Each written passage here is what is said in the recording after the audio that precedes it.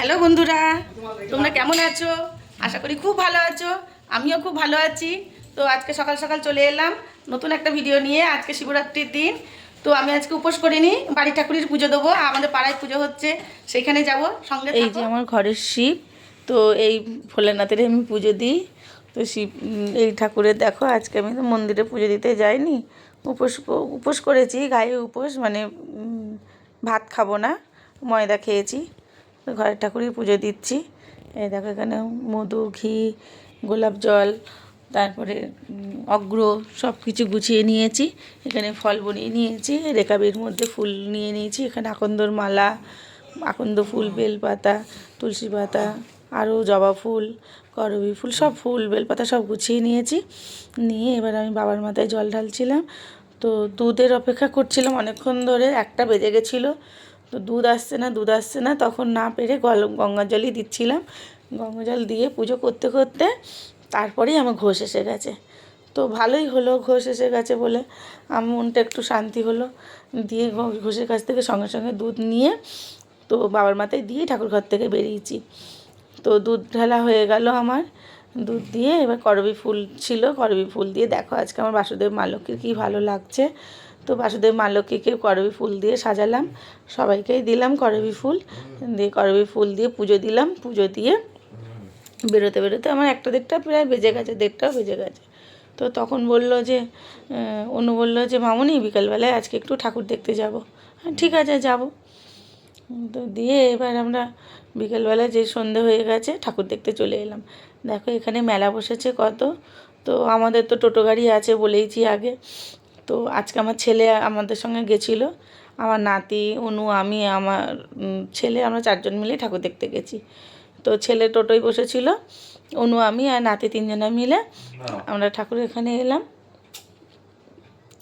দিয়ে এখানে শিব পার্বতী নন্দী আছে, এখানে তারা মাও আছে। আবার এখানে শিব ঠাকুরের মানে জল ঢালা হচ্ছিলো, পুজো হচ্ছিলো, ঠাকুরমশাই তখন ওখানে পুজো করছিলেন।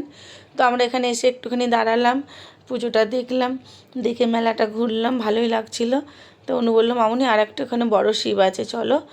তা আমি বললাম চল যাই। তো আমরা আবার ওখান থেকে বেরিয়ে পড়লাম, বেরিয়ে এলাম পুরো শিবতলায়।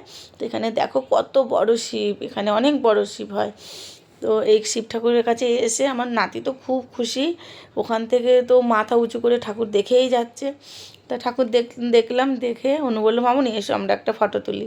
হ্যাঁ তোল।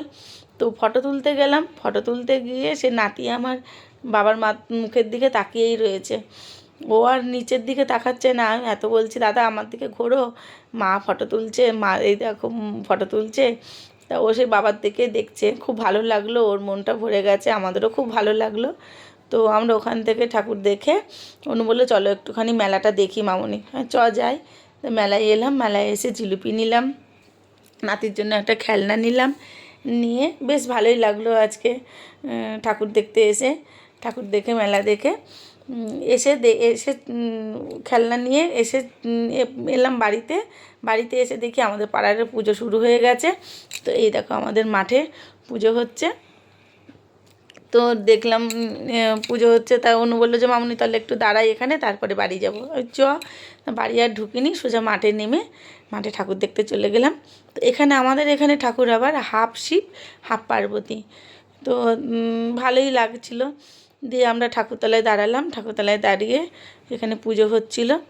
তা এইখানে আমাদের পাড়ার একটা দাদা খুব ভালোবাসে আমার নাতিকে।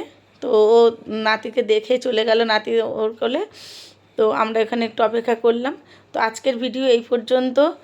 কেমন লাগলো ভিডিওটা দেখে অবশ্যই আমাকে লাইক করো, কমেন্ট করো, আর সাবস্ক্রাইব অবশ্যই করে দিও। কমেন্টে ভুল ভ্রান্তি কী করছি আমি জানি না, সেগুলো আমাকে যদি কিছু ভুল করে থাকি আমাকে অবশ্যই জানিও। তোমাদের জানানোর অপেক্ষায় আমি থাকি। আমি আশা করি যে তোমরা আমাকে ভুল ভ্রান্তিটা জানিয়ে দেবে। আজকের ভিডিও এই পর্যন্ত রাখছি, টাটা।